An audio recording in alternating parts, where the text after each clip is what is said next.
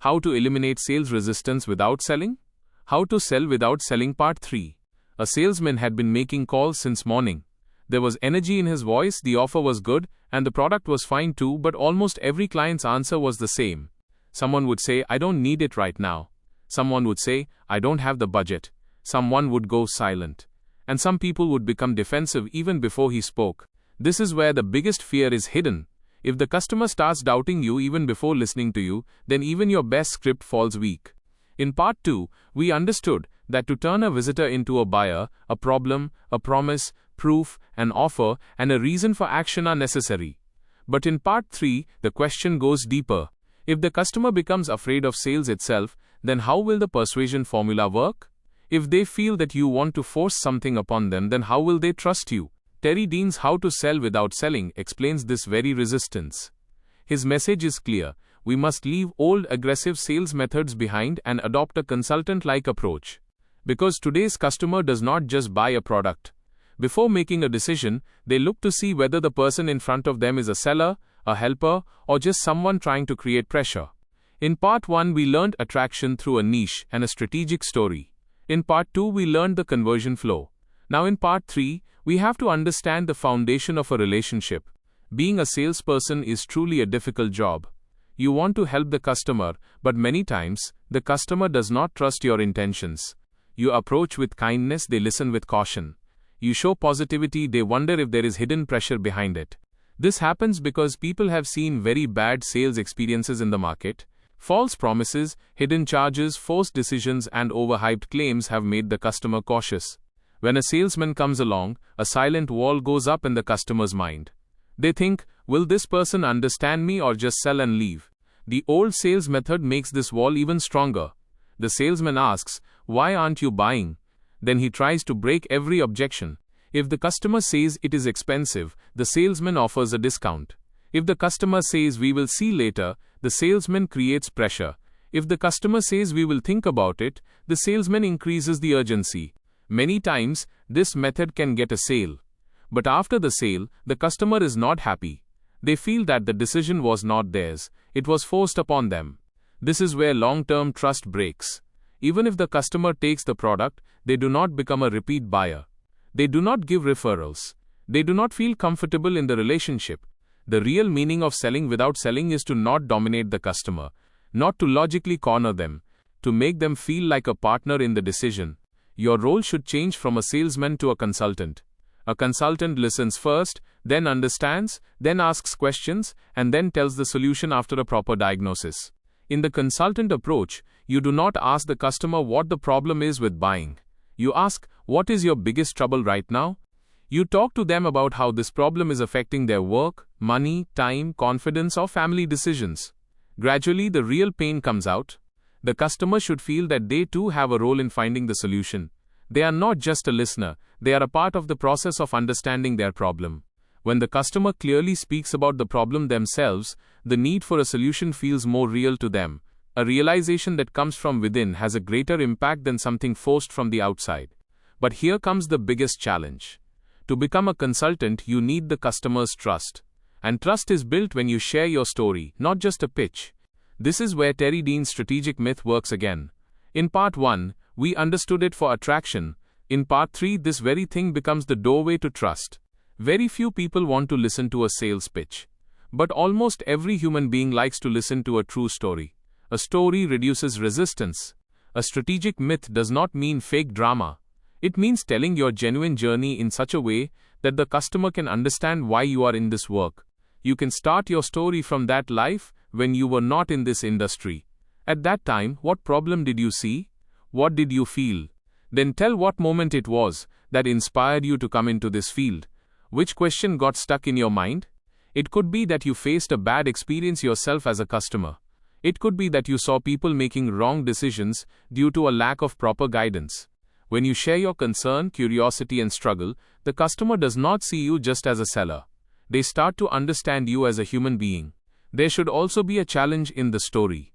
What did you learn? What mistake did you make? What confusion did you face? And how did you find a better way?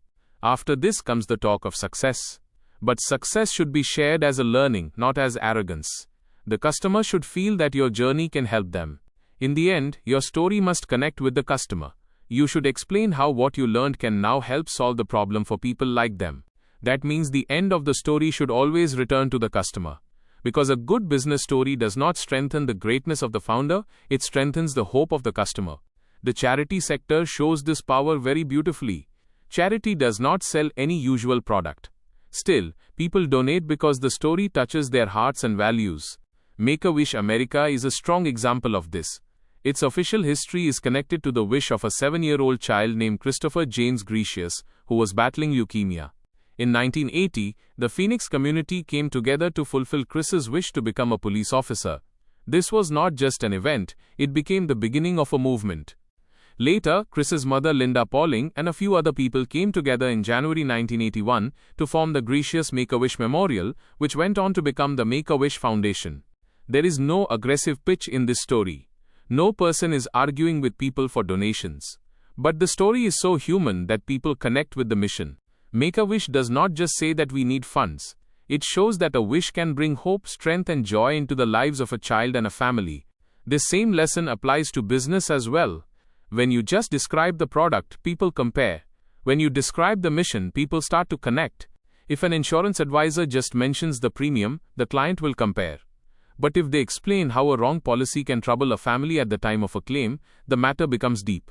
If a business coach just speaks about revenue growth, it will sound ordinary. But if they tell the story of the loneliness and confusion of small entrepreneurs, trust begins to form. If a digital marketer just talks about running ads, they will remain a service provider. But if they explain how small shopkeepers lose money on the wrong audience, they become a guide. The story gives a signal to the customer that your business is not made just to make money, but to solve some real problem. But the story should not be long, boring, or self-centered. Share it only as much as is necessary to explain your intention and expertise to the customer. Also remember that after the story, listening again is necessary. Many people tell their story and immediately come to the pitch, and that same resistance stands right back up. The correct way is that questions should be asked to the customer after the story. What is the biggest trouble in your situation?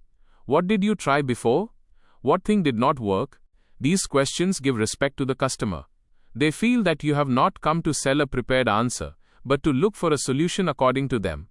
Another way to reduce sales resistance is honesty.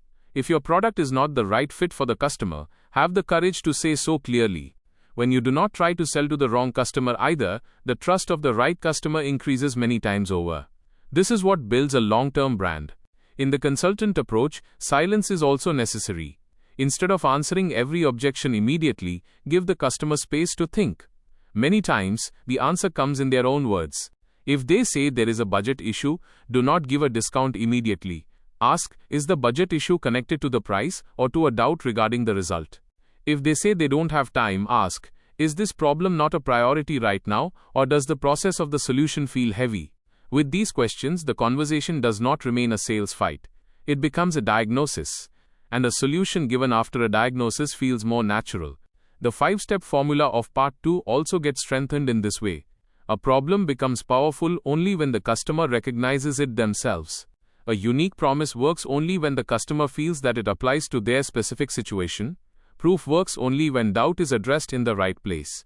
An offer feels irresistible only when the customer has understood the value. Urgency feels ethical only when the customer has already seen the benefit. Therefore, Part 3 says that relationship comes before the formula. If there is no trust in the relationship, then even the formula will feel like a script. This is true in today's digital world too. A visitor coming to a website is also a silent customer. They too are asking, does this brand understand me? Your about page, origin story, testimonials, videos and emails can all work together to reduce resistance. But only selling posts can increase resistance. If your content has only language like buy now, enroll now or limited offer, the audience can become defensive. Give value, clarity and the story first. A good content funnel educates the customer. It explains the problem, shows options, points out mistakes and then guides toward the solution. When the customer says themselves that I need help, then the sale naturally becomes easy. This is the cleanest form of selling without selling. In this approach, the dignity of the seller is also preserved. You do not have to do begging, chasing and arguing again and again. You hold a value-based conversation. The dignity of the customer is also preserved. They feel that they have taken an informed decision and have not made a purchase under any pressure.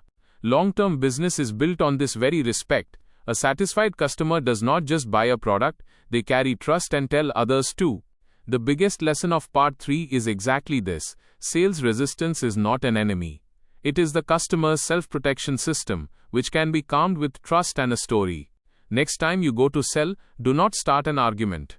First tell your reason, then listen to their story, and then look for the solution together. But the story is not complete yet. Because even after trust is built, the correct offer structure is needed to bring the customer to action. In the next part, we will see how to make such an offer that the customer accepts not out of pressure, but because of their need and trust. If this video has taught you something new, or if you feel this information should reach more people, don't forget to like and share the video.